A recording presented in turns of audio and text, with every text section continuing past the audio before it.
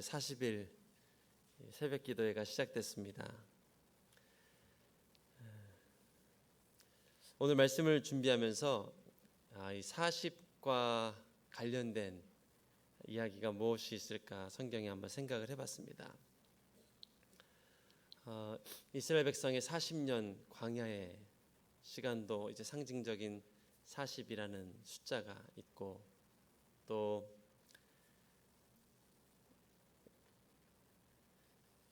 그리고 그 다음으로 우리가 이제 쉽게 떠오르는 40에 대한 숫자가 오늘 우리가 읽은 본문이죠. 예수님께서 40일 동안 줄이시고 먹지 못하시고 광야에서 시험을 받으신 사건이죠. 흔히들 40일 금식 기도하셨다고 알고 있지만, 그러나 본문을 보면 기도를 작정한 시간이라기보단 40일 동안 시험을 받으시며 먹을 것을 먹지 못한 사건이죠. 그래서 오늘 이 40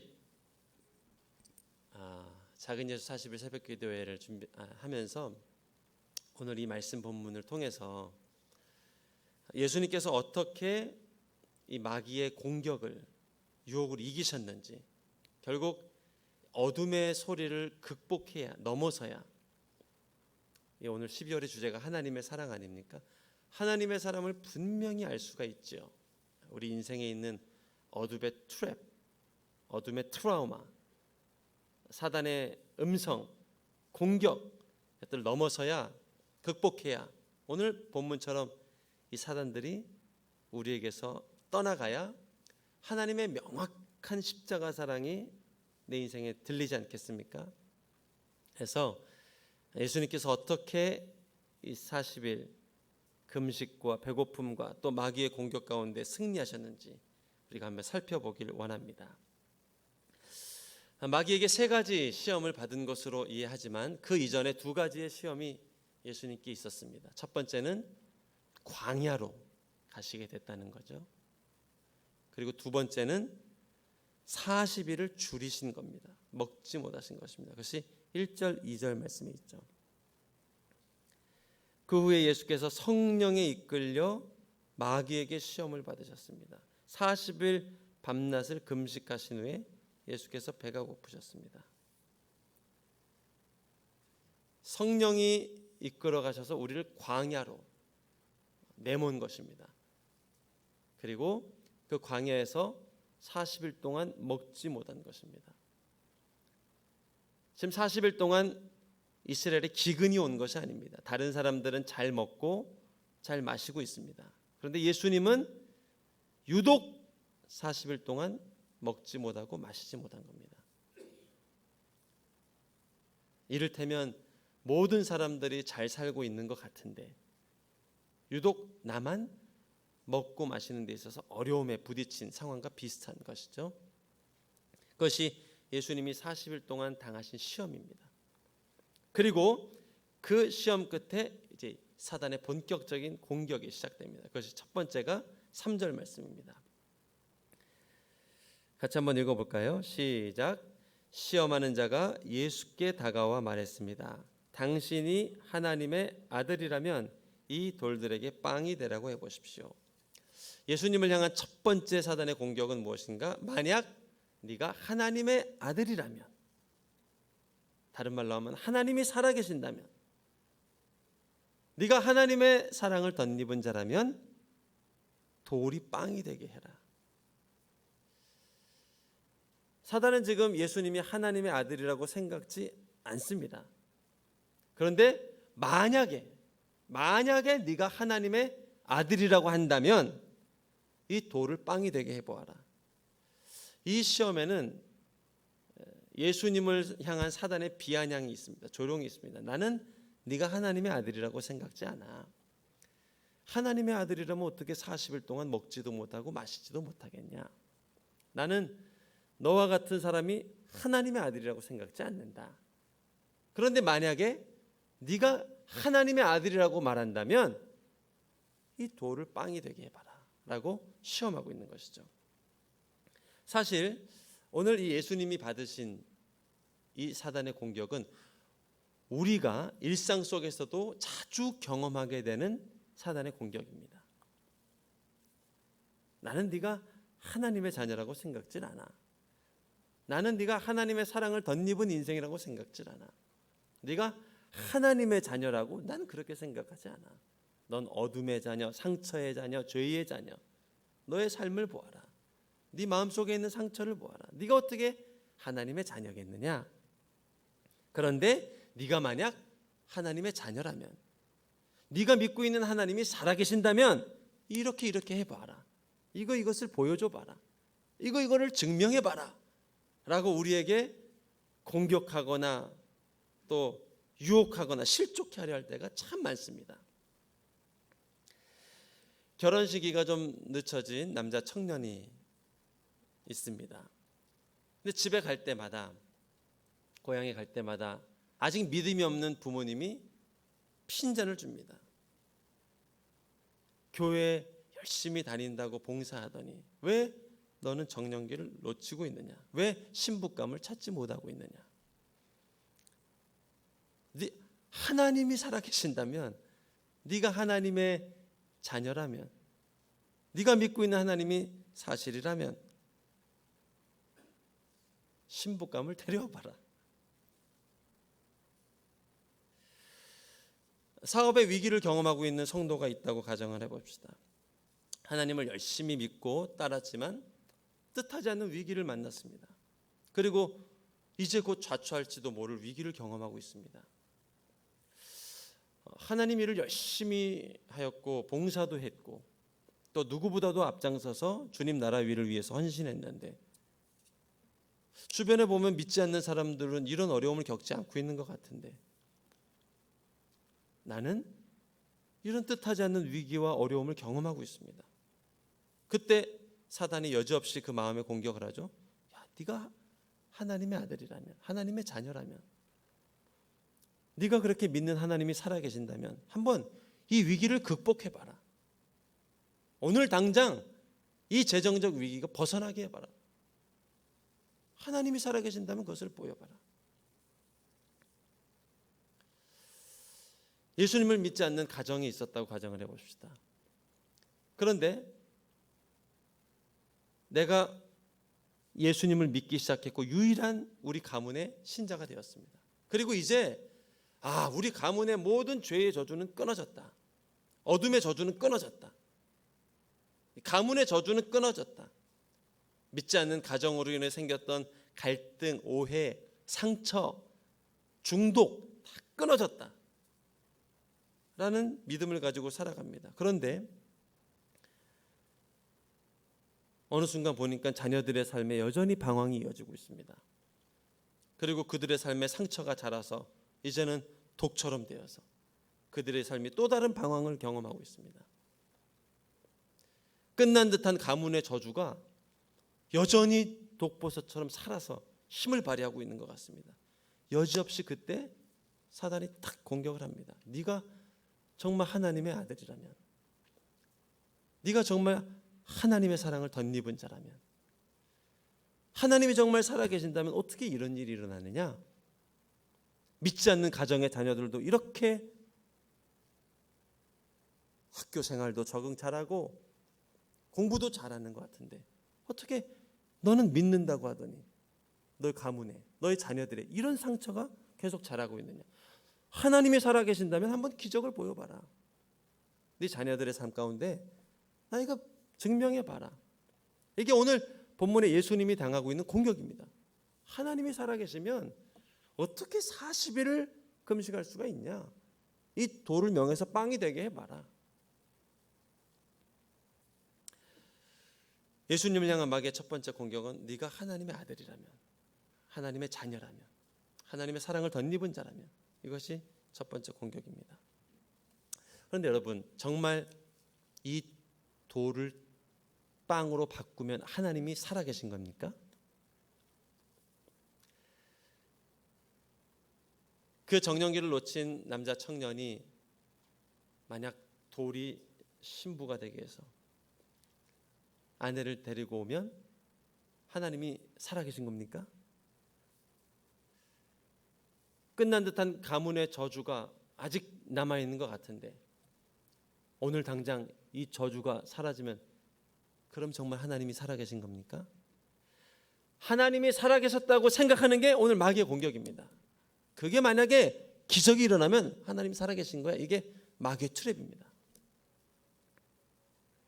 근데 주님은 오늘 이 마귀의 공격을 받고 이것이 마귀의 음성인 줄 알았습니다.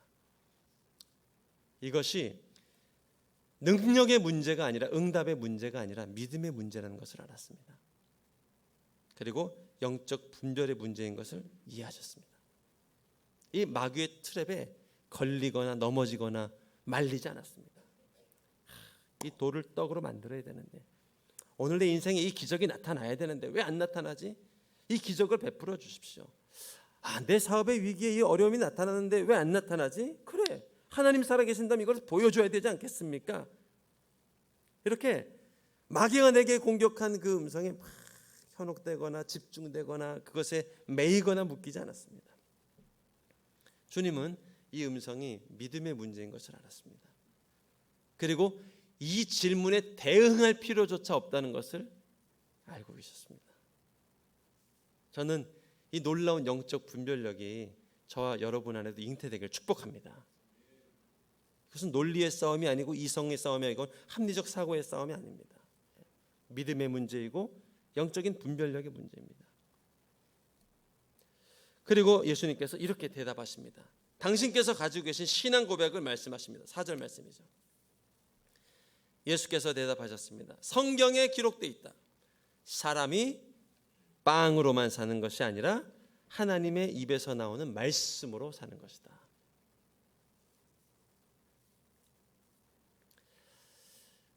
한국식으로 얘기하면 먹고 사는 게 중요하지만 먹는 것보다 더 중요한 일이 있어. 우리가 먹고 마시는 것이 참 중요하고 잘 먹고 잘 사는 것이 중요하지만 그것보다 중요한 일이 있어. 만남의 축복이 중요하지만 가정을 꾸리는 것 물론 중요하다. 중요하지만 그보다 중요한 것이 있다. 내가 지금 겪는 경제적 위기 이것을 벗어나고 돌파하는 것 물론 중요한 일입니다. 그러나 마귀를 향하여 말합니다. 그보다 중요한 문제가 있다. 그보다 중요한 것은 우리 인생은 빵으로 사는 것이 아니라 물질로 사는 것이 아니라 이 땅에 보이는 것으로 사는 것이 아니라 하나님의 입에서 나오는 말씀으로 사는 인생이다. 나는 그런 모든 문제도 중요하지만 내 인생은 그런 문제의 메인 인생이 아니라 나는 하나님의 입술에서 나오는 말씀으로 그 말씀의 양식으로 살아가는 인생이다. 할렐루야. 이 신앙 고백을 사단을 향하여 딱 하신 겁니다. 선포죠. 나는 그런 것에 일희일비하지 않을 거야. 나는 그런 문제에 내 마음과 심령과 믿음이 일희일비 기쁘거나 슬프거나 하지 않을 거야. 왜냐하면 나는 예수님을 믿은 이후로 하나님을 나의 구주로 영접한 이후로 이제 나는 떡으로 사는 인생이 아니라 보이는 것으로 사는 인생이 아니라 우리 인생은 하나님의 말씀이 있어야 살 수 있구나. 가난해도 주의 말씀이 있어야 살 수가 있습니다. 또 부유해도 주의 말씀 없이는 살 수 없습니다. 내가 가난함에 처하든지 부유함에 처하든지 배고픔에 처하든지 풍부함에 처하든지 일체의 비결을 배웠는데 내게 능력 주시는 자 안에서 내가 모든 것을 할 수 있구나. 오늘 예수님은 그 선포를 하는 거예요. 나는 하나님의 말씀을 믿고 사는 인생이다. 우리 가정에 여전히 끊이지 않는 저주가 있는 것 같아. 이 저주가 우리의 가족을 자녀들을 너무 힘들게 하는 것 같다. 그러나 어둠아 떠나가라. 저주의 영아 떠나가라. 나는 하나님의 약속의 말씀을 믿는 믿음 안에서 살아갈 것이다. 예수님이 그렇게 대적하셨습니다. 여러분, 이러한 불신의 소리 또 우리 안에 이러한 원망과 의심의 소리가 싹틀 때 오늘 이 믿음의 선포가 우리 입술을 통해서 터져나올 수 있길 축복합니다. 어둠아 떠나가라. 나는 하나님의 말씀을 믿고 그것을 먹고 그것을 주목하며 사는 인생이다.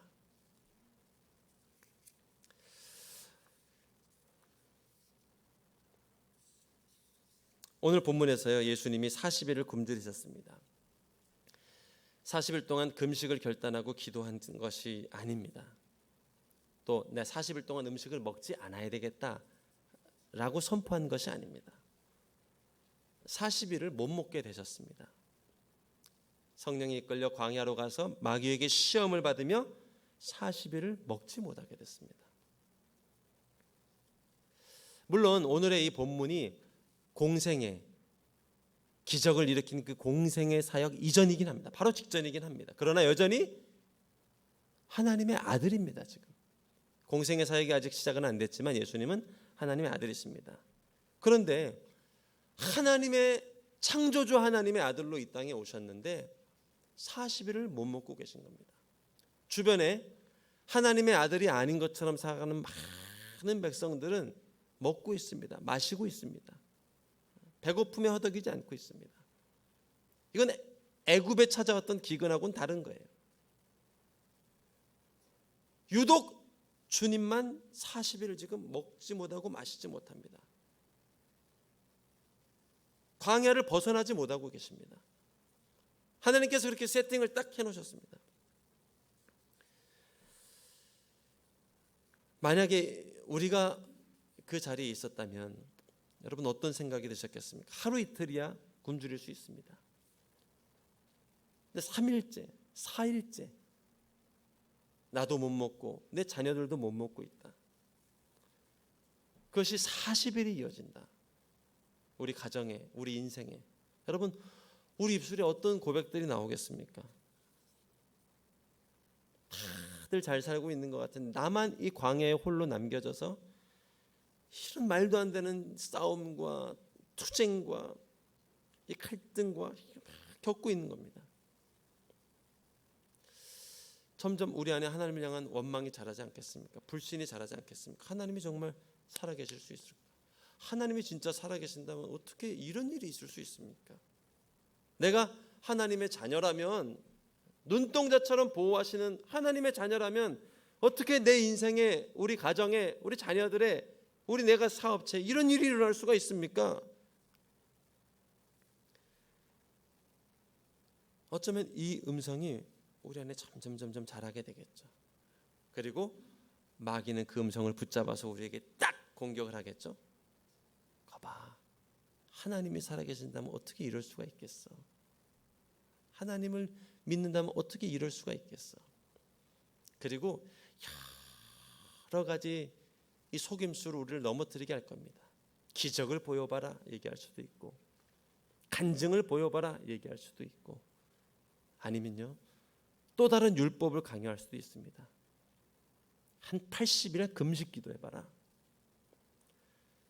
1년 365일 철야하고 금식하고 기도해봐라.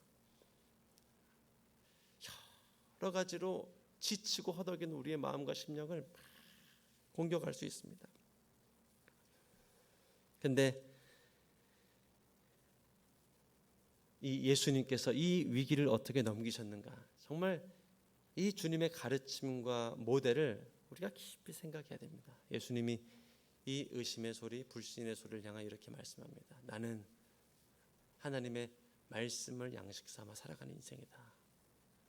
떡으로 사는 인생이 아니고 기적으로 사는 인생이 아니고 눈에 보이는 증거로 살아가는 인생이 아니다. 세상은 나에게 눈에 보이는 증거를 얘기하라고 할 수 있지만 나는 하늘에 속한 인생이다. 하나님이 내게 주신 약속이 있다. 하나님이 내게 주신 언약이 있다. 생명처럼 귀히 여기시는 이 십자가 사랑이 있다. 자신의 생명을 아낌없이 내어주시니가 내 인생에 무엇을 아끼겠느냐? 생명을 내던져서 나를 사랑해 주신 주님이 내 인생에 뭘 아끼시겠느냐? 어둠아 떠나가라. 나는 하나님의 말씀으로 사는 인생이다. 이 믿음이 이 어둠의 첫 번째 공격을 넘어서게 합니다. 오늘 본문에는 그저 간단한 문어체로 기록되어 있지만 하나님의 입에서 나오는 말씀으로 산다. 한 느낌표가 100개 정도는 들어가 있는 메시지입니다. 단호하고 강하게 선포되는 메시지죠. 이것이 첫 번째 어둠의 공격을 이기게 하십니다. 우리 평생에 이 믿음이 저와 여러분 안에 있습니다. 이 믿음을 선포하고 위기 때마다 묵상할 수 있는 저와 여러분 될 수 있기를 축복합니다. 나는 떡으로 사는 인생이 아니야. 기적으로 사는 인생이 아니야.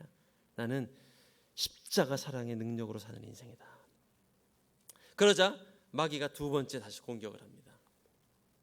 역시 두 번째 공격도 네가 하나님의 아들이라면으로 시작이 됩니다. 그런데 조금 다르죠. 5절, 6절 말씀 같이 한번 읽어보도록 하겠습니다. 시작. 그러자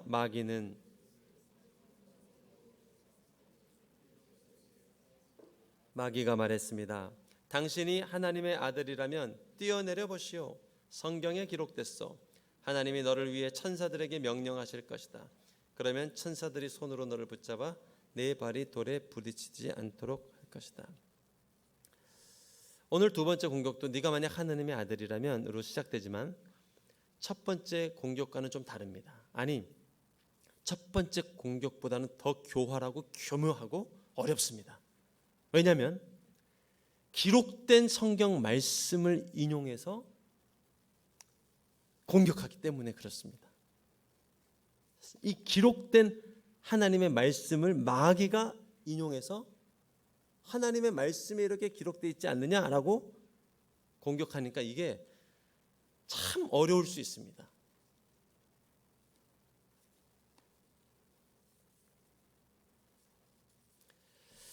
오늘 본문에서 마귀는 예수님을 성전 꼭대기에 세웠습니다. 그리고 시편 말씀 하나를 가지고 와서 공격합니다. 시편 말씀에 이런 말씀이 있습니다. 너를 위해 천사들에게 명령하여 너를 붙잡아 줄 거야. 네가 떨어진다 해도 천사들에게 명령해서 너를 붙잡아 줄 거야. 네 발이 돌에 부딪히지 않도록 내가 보호해 줄 거야. 저 말씀에 이렇게 기록되어 있지 않느냐? 성전 꼭대기에 세워놓고 떨어져 내려봐라. 하나님 말씀을 믿으면 떨어져 내려봐라. 좀 이해가 되십니까? 어떤 공격인지?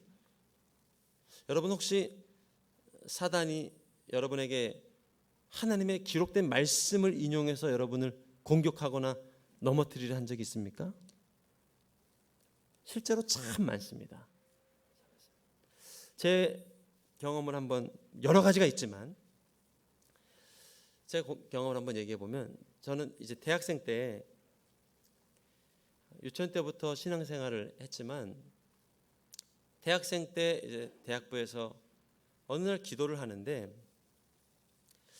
자꾸 이렇게 옹알이 마냥 웅얼웅얼하면서 기도를 하게 됩니다.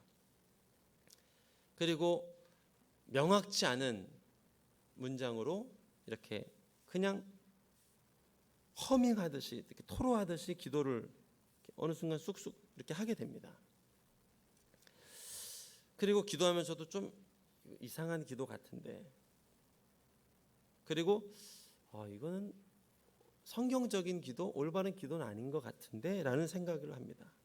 그런데 그 기도를 10분, 20분 하고 나면 속이 후련한 느낌이 듭니다.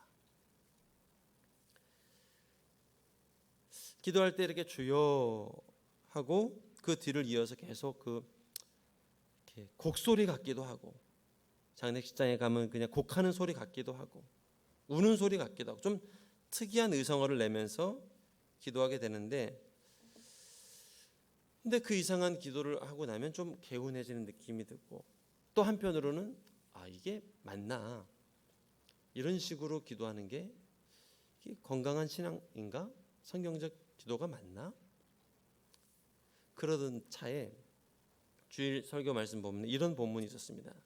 나보러 주여 주여 하는 자마다 하늘나라에 들어가는 것은 아니다.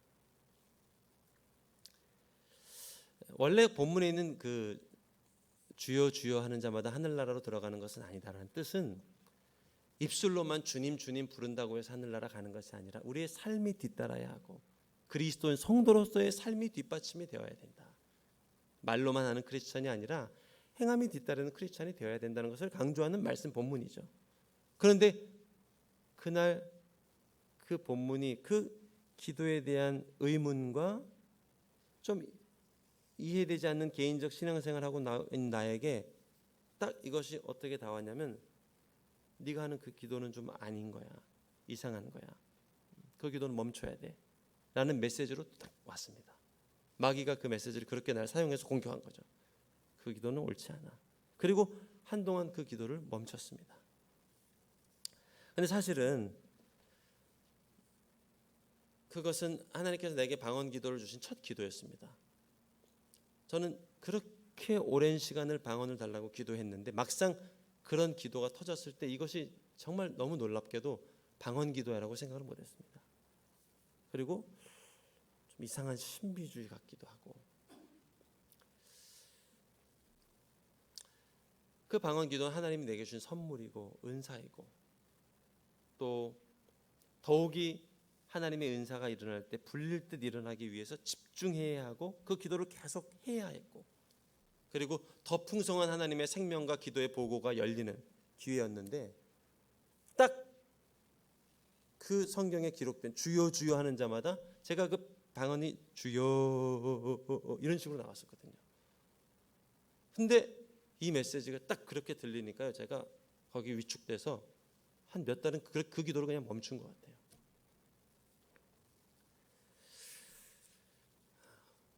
하나님이 주신 기도의 영광을 빼앗아가기 위해서 마귀가 그 순간 기록된 말씀으로 딱 들고 와서 나를 공격하는 거예요. 제가 그냥 이상하다 하면서도 조금씩 해보고 하는데, 기록된 그 말씀으로 딱 내 안에 트랩이 오니까 하나님 음성이다, 하나님 말씀이다, 기도를 멈추란 얘기구나, 이렇게 들리더라니까요. 여러분, 우리가 명심해야 될 것은 기록된 하나님의 이 말씀도 누가 산용하느냐에 따라서 우리를 죽일 수도 있고 우리를 살릴 수도 있습니다. 이 기록된 말씀도 마귀가 사용하면 우리의 영혼을 좀먹고 넘어뜨리고 실족케 하고 뒤로 물러가게 하는 도구가 될 수 있고, 성령께서 사용하시면 우리를 살리고 새롭게 하고 소성케 하는 놀라운 역사의 도구로 쓰임받게 되는 것이죠. 오늘 마귀가 인용했던 이 시편의 말씀은 무엇인가? 눈동자처럼 지키시는 하나님의 약속을 말하는 거예요. 우리를 사랑하시는 하나님의 절대적인 사랑을 얘기하는 거예요. 오늘 이 시편의 말씀은 하나님을 시험해봐, 우리의 불신의 소리를 증폭시키거나 의심의 소리를 증폭시키는 말씀이 아니란 말이죠. 오늘 이 말씀은 하나님의 사랑을, 얼마나 하나님이 사랑하시는지를 알려주는 말씀이래요. 그런데 이 말씀을 마귀가 딱 잡아서 공격하자 불신을 증폭시키고, 그래, 하나님이 살아계신다면 이런 일이 있을 수 없지, 의심을 증폭시키고 나의 불신앙을 증폭시키는, 그리고 하나님을 시험하려 하고 테스트하려 하고, 이런 식으로 막 확장이 되는 거예요. 그런데 예수님의 대답 간단합니다. 마귀야 떠나가라, 주 너의 하나님을 시험하지 말아라. 7절 말씀이죠. 예수께서 마귀에게 대답하셨습니다. 성경에 또 기록되어 있다. 그러니까 말씀을 많이 알고 많이 보는 것이 중요합니다. 여러분, 말씀 안에서도 충돌이 일어날 때가 많잖아요.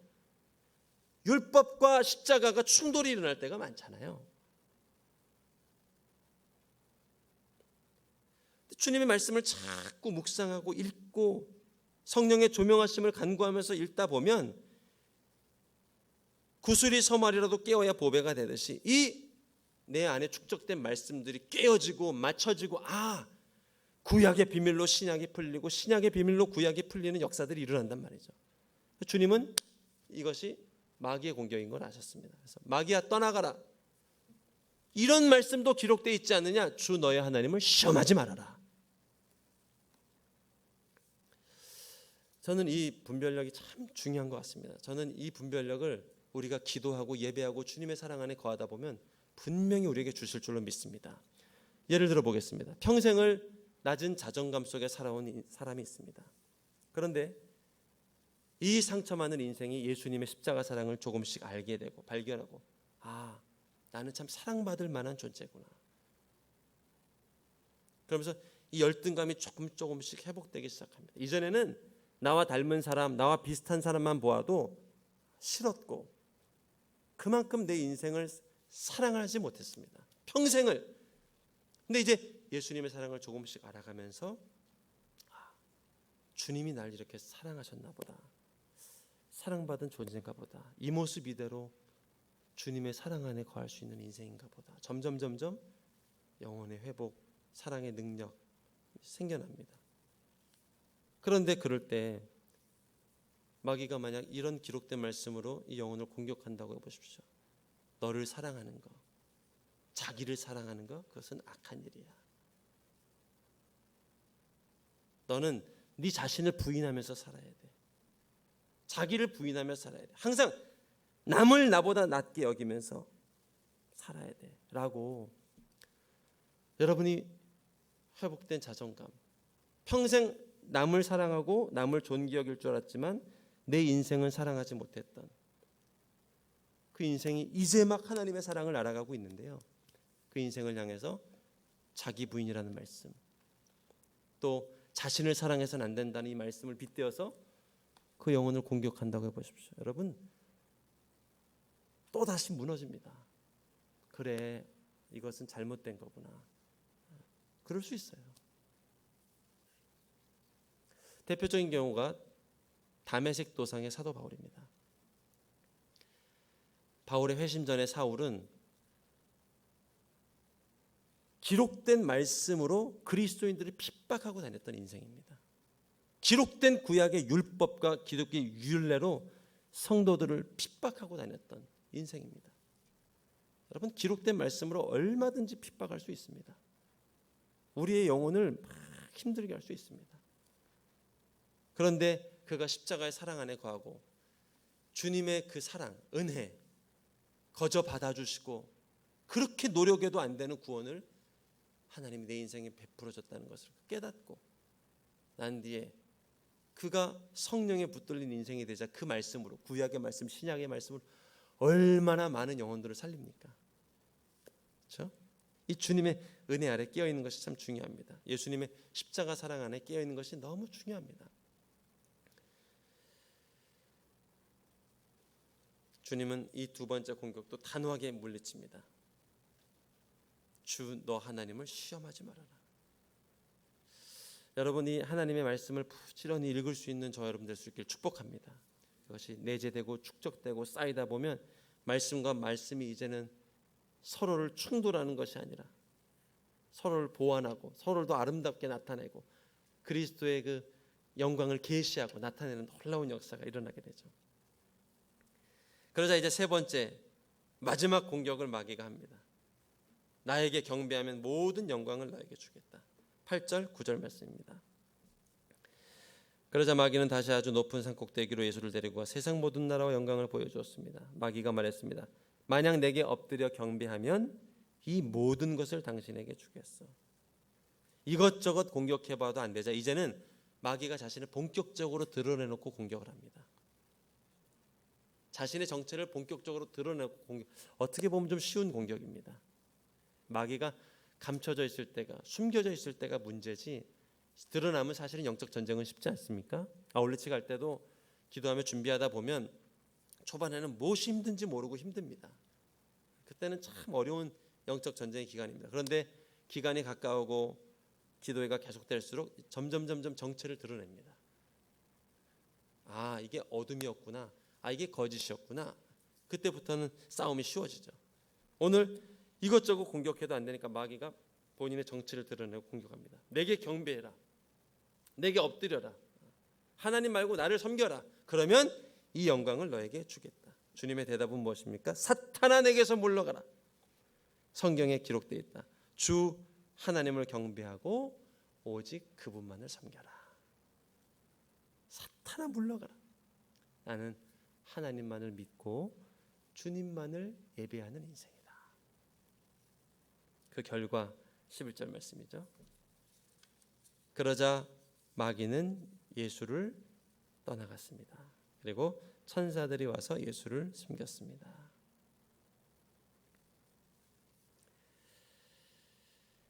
그 치열한 영적 전쟁을 거치자 이제 어떻게 됐습니까? 마귀가 예수님을 떠나갔습니다. 더 이상 예수님을 건드리지 못했습니다. 여러분, 이 사건 이후로는 어떤 일들이 있냐면 예수님이 마귀 근처 가기만 해도 마귀들이 떠나갑니다. 이 승리의 교두보를 마련한 뒤로는 예수님이 귀신 들린 소림에게 가기만 해도 스스로 소리 지르고 떠나갑니다. 군대 귀신 들린 자, 강력한 귀신 들린 자에게 예수님이 그냥 나타나기만 해도 스스로 막 벌벌 떨면서 돼지떼들에게 들어가서 비탈길에 떨어져 죽고 이런 일들이 일어납니다. 이게 영적 전쟁에서 승리한 뒤에 적어도 십자가 사건 이전까지 3년 동안 주님 가운데 일어났던 역사입니다. 저는 우리가 치열한 삶의 자리를 통해서 믿음의 자리, 영적 씨름의 자리를 통해서 우리 가운데 남겨주시고자 하는 결과는 무엇인가? 오늘 이 11절 말씀입니다.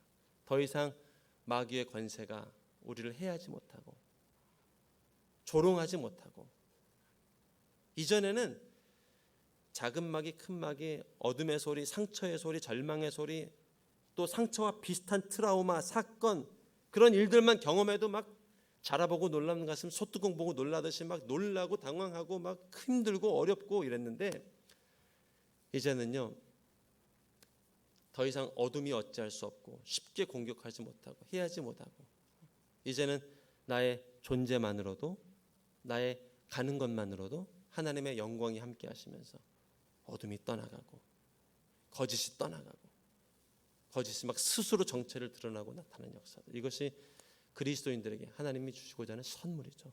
믿는 자에게 이런 표적이 따르리니 무엇을 마실지라도 해를 받지 아니하고, 뱀을 짚고 독을 마셔도 해를 받지 아니하고, 새 방언을 말하고 병든 자에게 손을 얹은즉 나음을 얻으리라. 할렐루야.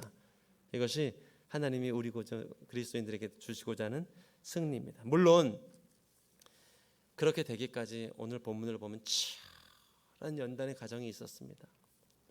이 40일 동안 먹지도 마시지도 못하면서 불신과 원망과 싸워야 되는 이 기간들이 있었습니다.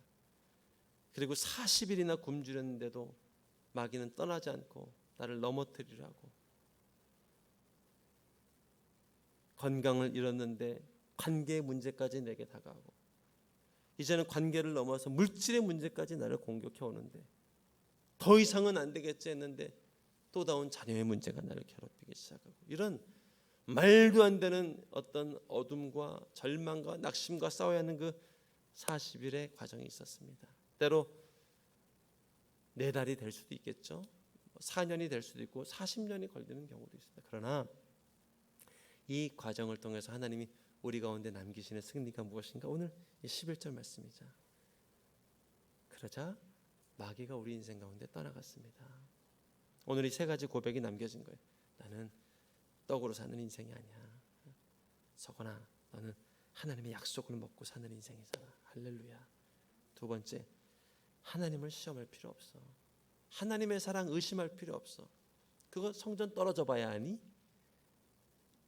예수님의 십자가만 봐도 주님의 사랑이 느껴지고, 성전 꼭대기 아니라 하늘 꼭대기에 떨어져도 지켜주실 주님의 확신이 있는데 의심치 않아. 3번째, 나는 주님만 경배하며 살 거야. 이 믿음의 고백을 주님이 우리 인생에 남기시는 거예요. 이 믿음 안에서 또 다른 승리의 파수꾼으로 쓰임받는 인생이 되는 것이죠. 저는 이런 놀라운 통로로 저와 여러분이 쓰임받을 수 있기를 주님의 이름으로 축복합니다. 우리 함께 기도하도록 하겠습니다.